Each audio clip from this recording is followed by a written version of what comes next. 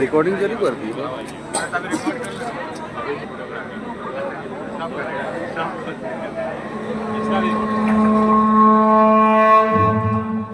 సర్వ మానవాళికి రక్షకుడు, మనకు కొండంత అండగా నిలిచేవాడు, మనసులో తలచిన వెంటనే గుండెల నిండా ధైర్యాన్ని నింపగలిగే మహాయోధుడు, అభయహస్తంతో ఎల్లవేళలా మనల్ని కాపాడే ఆ భవన్పుత్రుడిని ఇప్పుడు మనసారా స్తుతించుకుంటూ శ్రీ పంచముఖ ఆంజనేయ స్వామిగా అవతారమెత్తిన కథని దృశ్య రూపంలో తిలకిద్దాం రండి.